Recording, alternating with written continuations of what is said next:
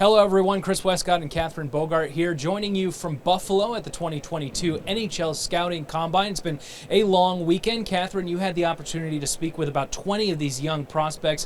What stuck out to you the most about this weekend? There's a lot of energy with these young prospects. Of course, they're coached on what to say by their agents and their management teams and every PR person they've talked to, but a lot of them were being very genuine on people who had big impacts in their hockey careers, what type of locker room player they were, and it really allowed us media to get a better sense of who they are off the ice, because of course you have the stats, you have the statistics on how they do with certain vertical jumps or speed on doing sprints, but when it comes down to it, a lot of the importance of this combine is talking to these players, getting to know who they are off the ice and what sort of personality they would bring to a franchise and add to that culture. Yeah, there isn't much movement up and down draft boards, but this is an opportunity to separate guys that are often tied and really separate them amongst the pack.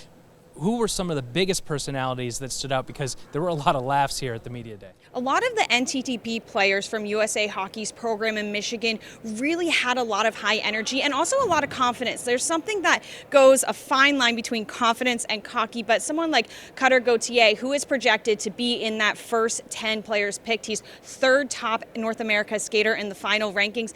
He was someone that really showed a lot of assertiveness in a good way. He says he's confident in what he's done. He's been able to really talk to a lot of people, and he feels like he's ready to take the step into the NHL and be an impact player. He also did speak to 2019 first overall pick Jack Hughes, who was actually in Michigan, and he was able to tell him to enjoy this process because you're drafted once, and this is an opportunity for you to really enjoy the journey that brought you to this point. So Gauthier said that he really did focus on that. He's also an Arizona kid, so he talked about how the game is growing. A lot of the European players are also expected to go into this first round, which shows how deep this first round is, which is something that hasn't always been in past drafts. Yeah, there's a lot of jockeying for position amongst the first, 12, 20 picks. We don't know what order they will end up in, but of course the Devils hold the second overall pick. Now, you had an opportunity to speak with the other Jack Hughes. How was that conversation? The 2022 Jack Hughes is currently a player for Northeastern, and he's someone who really wants to have an impact at this draft. He was very popular,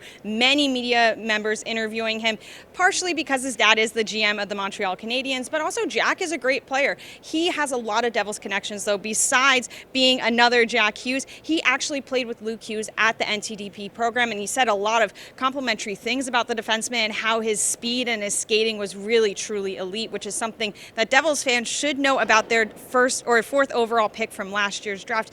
But Jack was really confident in himself, and he really feels that his experience in college hockey has prepared him to be here, and after their season was over, he spent a lot of time with his team still training, so he was ready to go with these very demanding physical tests here at the Combine. Now, the Devils would probably have to trade back if they wanted to select this Jack Hughes, but it would be a lot of fun if there were two Jack Hugheses on this roster.